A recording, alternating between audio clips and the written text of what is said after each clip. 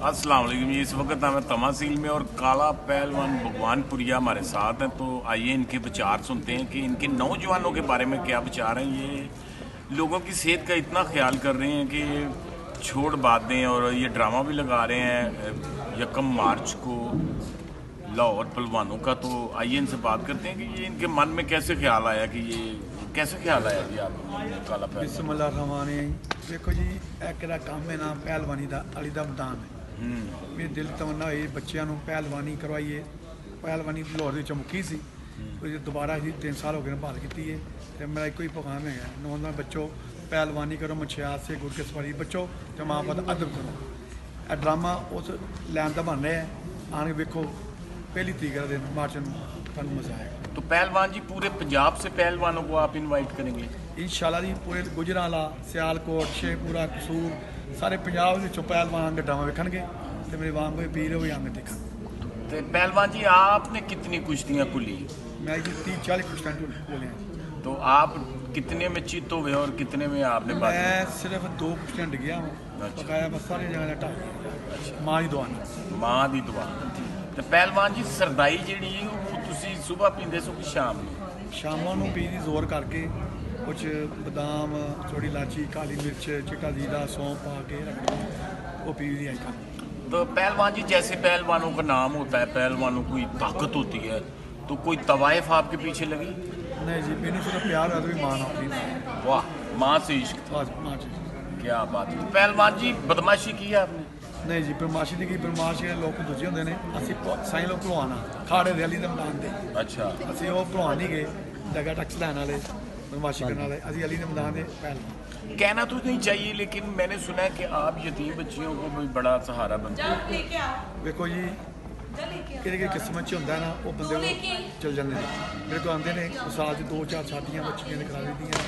ਅੱਲਾਹ ਤਾਲਾ ਦੀ ਬੜੀ ਰਹਿਮਤ ਹੈ, ਇਹ ਕੰਮ ਕਰਨਾ ਚਾਹੀਦਾ ਹੈ। ਮੇਰਾ ਪੈगाम ਹੈਗਾ, ਸਰਮਾਇਆਦਾਰਾਂ ਨੂੰ ਮਾੜੇ ਨਾਲ ਪਿਆਰ ਕਰੋ, ਮਸਾਏ ਵੇਖੋ, ਸ਼ਦਾ ਵੇਖੋ, ਅੱਲਾਹ ਤਾਲਾ बहुत इजाफा पाता है। पहलवान जी एक बड़ा अहम सवाल जो मेरे मन में है वो आपसे मैंने, ये कोई ख्वाजा सराबी? नहीं जी, कोई नहीं आया पहलवान। ख्वाजा सराबी कोई पहलवान नहीं आया, नहीं यार। ये पहलवान नहीं, ये दरवेश ही जानते ही यार की करता है। अच्छा, कोई पहलवान नहीं हुआ? नहीं नहीं, कोई नहीं। ख्वाजा सराबी नहीं।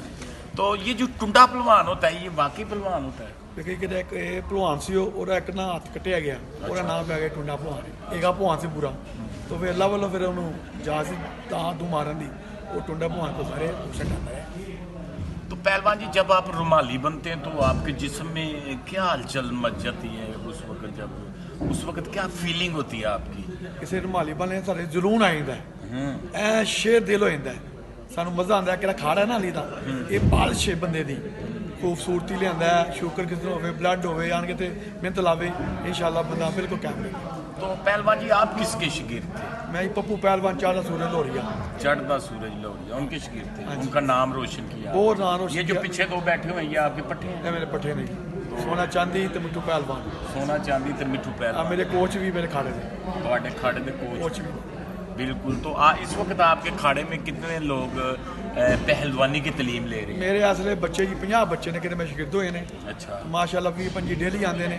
पिछले ठंड हैगी सी, घट आने सानू ज़्यादा अज तो मुंडे शुरू हो गए आने साढ़े खाड़े भगवानपुर। तो पहलवान जी आपने कभी खुद खाड़े को टूटा है जैसे खुदाई का? हाँ जी, बड़े देखो जी, मैं पहलवान रहा तो मैं खाड़ा 2 वाला गुड़ ना था, अगों भी माशाल्लाह शहीदा कढ़वाई दा खाड़ा सुहागा फेरी दा अब करना की करना। भलवान जी देखो, पहलवान कोई भी है, ਉਹਦੀ ਜਿਹੜੀ ਤਰਬੀਅਤ ਹੈ ਉਹ ਬੇਸਿਕਲੀ ਬਿਸਮਿਲ੍ਲਾ ਹੀ ਉਹ ਖਾਣਾ ਪੁੱਟਣ ਤੋਂ ਕਰਦਾ ਹੈ, ਫਿਰ ਸੁਹਾਗਾ ਫੇਰਦਾ ਹੈ, ਫਿਰ ਉਹ ਜਿਹੜਾ ਭਲਵਾਨ ਹੁੰਦੇ ਨੇ ਉਹ ਡੰਡ ਬੈਠਕਾਂ ਲਾਉਂਦੇ ਨੇ, ਸ਼ਰਦਾਈ ਘੋਟਦੇ ਨੇ। ਕਿ ਪੂਰੀ ਜ਼ਿੰਦਗੀ ਇਹ ਰਾਣਾ ਸਾਹਿਬ ਇਹ ਬੜਾ ਇੱਕ ਮਜ਼ੇਦਾਰ ਕੰਮ ਹੈ। ਔਰ ਕਾਲਾ ਪਹਿਲਵਾਨ ਸਾਡੇ ਪਾਕਿਸਤਾਨ ਦਾ ਇੱਕ ਨਾਮ ਹੋਏ ਨੇ, ਔਰ ਬੜੇ ਹੀ ਇੰਤਹਾਈ ਸ਼ਰੀਫ ਆਦਮੀ, ਪਿਆਰੇ ਆਦਮੀ, ਔਰ ਸਪੋਰਟਸ ਨਾਲ ਬਹੁਤ ਪਿਆਰ ਕਰਦੇ ਨੇ ਕਾਲਾ ਪਹਿਲਵਾਨ ਸਾਹਿਬ।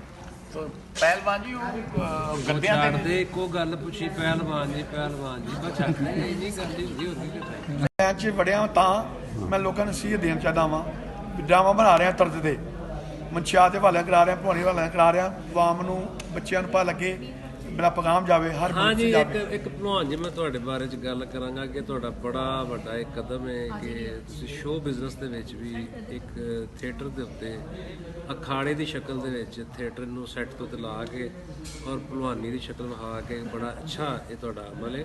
ਅੱਲਾਹ ਪਾਕ ਤੁਹਾਨੂੰ ਕਾਮਯਾਬ ਕਰੇ। ਭਲਵਾਨ ਹੈ ਕਾਲਾ ਭਲਵਾਨ ਜਾਂ ਜੈਨ ਭਲਵਾਨ, नहीं सर, मैं कहना चाह रहा था ये जो गद्दों की कुश्ती है इसमें ਇਹ ਡਿਫਰੈਂਟ ਹੈ। अच्छा ਗੱਦੇ ਦਾ ਹੁੰਦਾ ਹੈ ਵੀ ਭਲਵਾਨ, ਤੇ- ਹਾਂ ਬਿਲਕੁਲ ਹੁੰਦਾ ਹੈ। ਇਹ ਹੁੰਦਾ ਜੀ ਬਾਹਰ ਦੇ ਮੁਲਕ ਜਾਂਦੇ ਨੇ ਹਾਂ। ਗੱਦੇ ਦੇ ਕੁਸ਼ਤੀਆਂ ਹੁੰਦੀਆਂ ਨੇ, ਪਾਕਿਸਤਾਨ ਦੇ ਭਲਵਾਨ ਜਾ ਕੇ ਮੈਡਲ ਲੈ ਕੇ ਆਉਂਦੇ, ਪਾਕਿਸਤਾਨ ਦਾ ਨਾਂ ਰੋਸ਼ਨ ਹੁੰਦਾ ਹੈ। ਇਹ ਮੇਰਾ ਪੈਗਾਮ ਹੈ, ਆਪਣੇ ਬੱਚਿਆਂ ਨੂੰ ਪਹਿਲਵਾਨੀ ਕਰਾਓ ਤੇ ਛੱਡ ਦਿਓ ਵੀਲ ਚੁੱਕਦੇ ਨੇ ਬੱਚੇ, ਗੁਟਕਾ ਸਪਾਟੀ ਖਾਂਦੇ ਨੇ, ਹਾਂ। ਇਹਦਾ ਧਿਆਨ ਰੱਖੋ ਤੇ ਪਹਿਲਵਾਨੀ ਕਰਾਓ ਵਾਲੀ ਦਾ ਮੈਦਾਨ ਹੈ। ਤੇ ਪਹਿਲਵਾਨ ਜੀ ਕਦੀ ਤੁਸੀਂ ਪੂਰਾ ਲੇਲਾ ਖਾਦਾ?